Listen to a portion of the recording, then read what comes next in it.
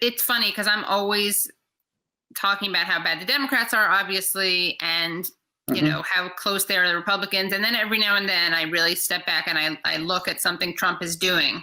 Right. And it's not the Twitter stuff.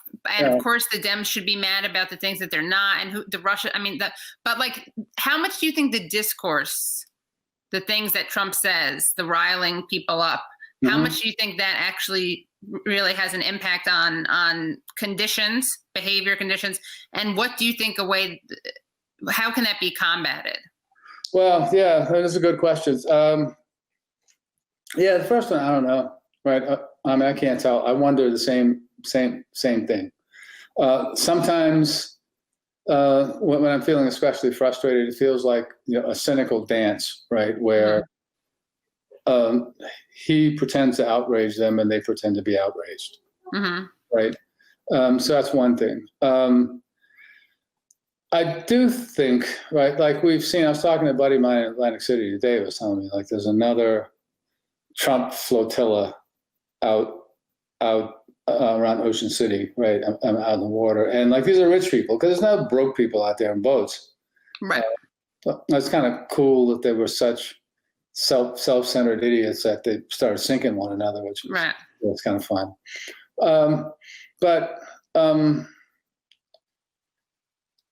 But it's not so much Trump as that really shadowy, ugly underworld of ultra right wingers. I mean, neo-Nazis, or I don't even know what neo means in this case, right? But who, ironically and unfortunately, understand organizing, right, much better than the posturing leftists do.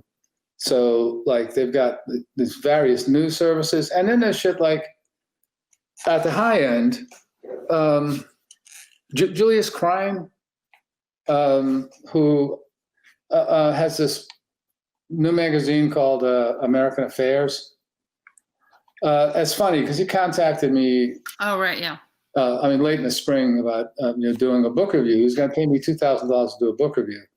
And being the person I am in my history, when I saw the name, I just assumed he was at least my age, was a Jewish neocon who was out someplace in Brooklyn with like a past that touched partisan review and and I mean that shit. And then I found out that he's the other kind of Julius Krein. He's from South Dakota. He's 18 years old.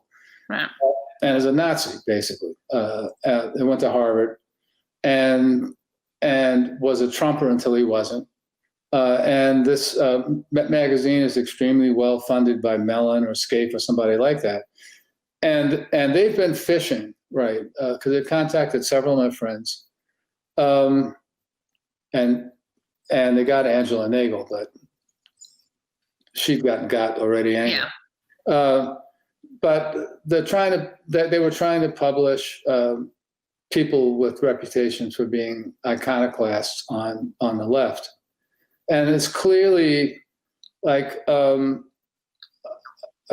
it's clearly a political operation that's directed towards trying to stir up shit and discord right among leftists. So they've got the money to do that kind of thing.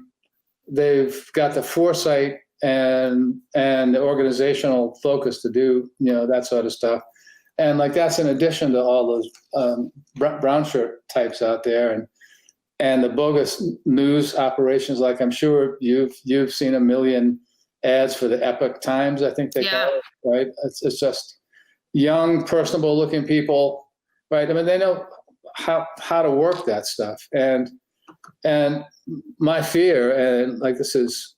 Back to the Labor Party connection, as Tony Mazzocchi used to say, like if we can't find something, we on our side can't find something credible to offer people who are suffering and who are going to be suffering more and more, that makes sense as an explanation of why they're suffering and that offers some plausible route out, then far more dangerous elements in society are going to do it. And we've defaulted. on that. There's no question about that.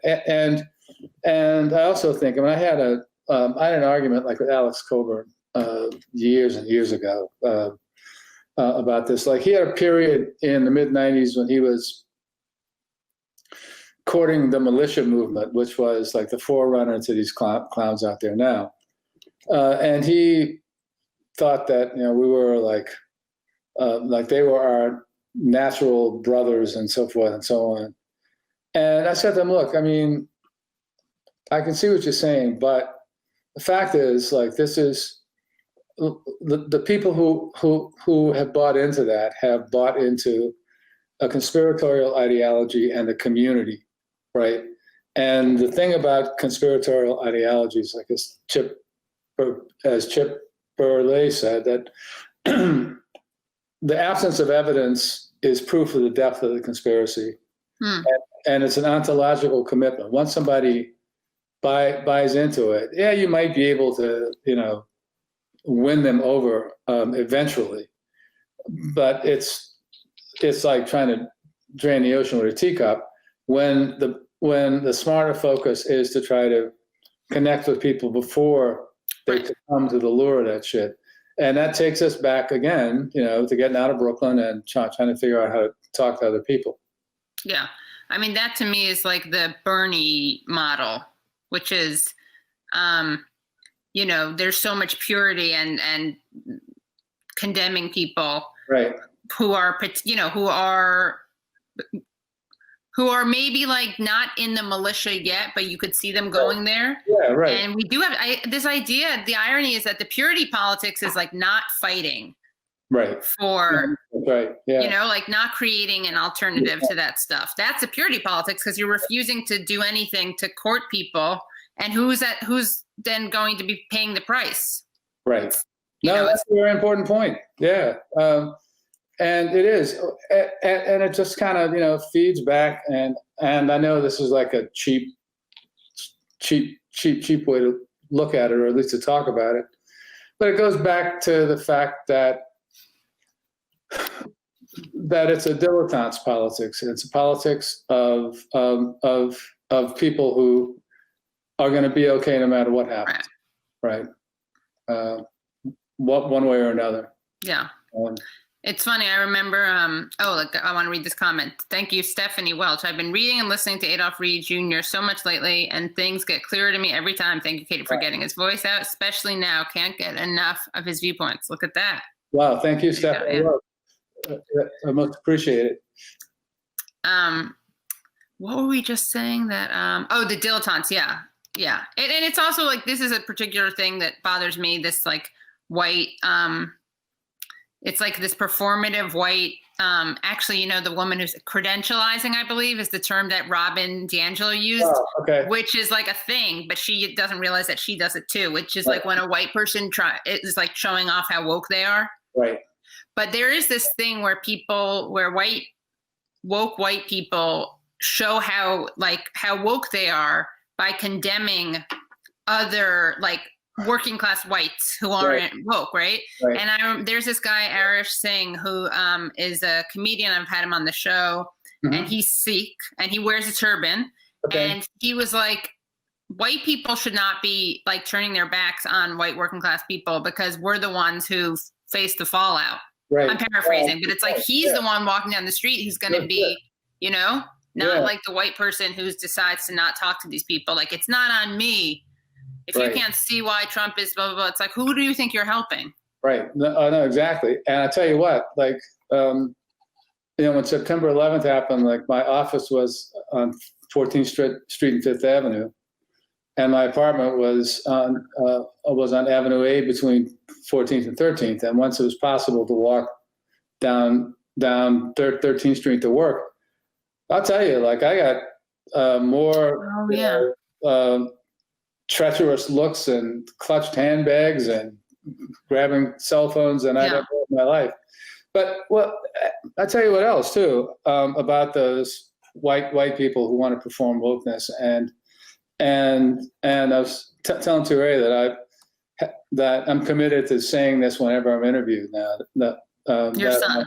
So people that I've had it up past my eyeballs with the white people who try to explain to me that I don't understand the depth and the seriousness of the racism in the U.S. I mean, it's just it's like well, I mean, how can you hold your mouth to say that, right? First of all, but if you want to, if it makes you feel better with your black friends, okay, fine. But yeah, yeah, you're right. I mean,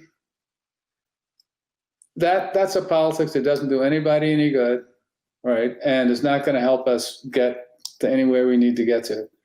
And I mean, I can't remember if I've said this number yet. I mentioned it earlier today, but the 6.5 to 9 million people voted. For Trump. I did say it earlier, like for Trump, who voted for Obama. I mean, you got to explain that somehow, right? Just like I saw a douchebag who shall remain nameless for the moment,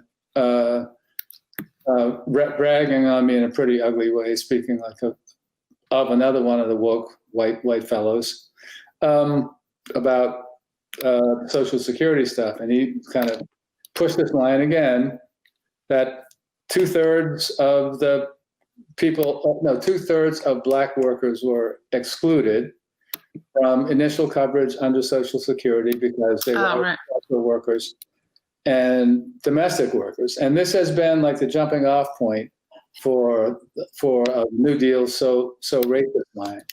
Right, but, so racist, yeah. Ray Reid has pointed out a problem with that is that while 2/3 of black workers were excluded, almost 3/4 of all workers who were excluded under those provisions were white. So there's no question that Southern congressmen wanted to protect their planter class constituents, access to low-wage black labor. They also wanted to protect their upper class constituents' access to low-wage white labor. And the growers in the West, right, also wanted to protect, their access to low-wage white or Latino labor. And frankly, the racial descriptor is the adjective. The low-wage labor is the noun, right? And I mean, that's what was most significant. So what does it do for us, right, to have people who are ostensibly progressives now? I mean, there used to be a phrase back in earlier phases of the communist movement, left in form, right in essence. And what kind of leftism is it that insists on attacking the New Deal, right? But universal programs across the board. I mean, this is a left that is not only in bed with, but is actively making babies with neoliberalism.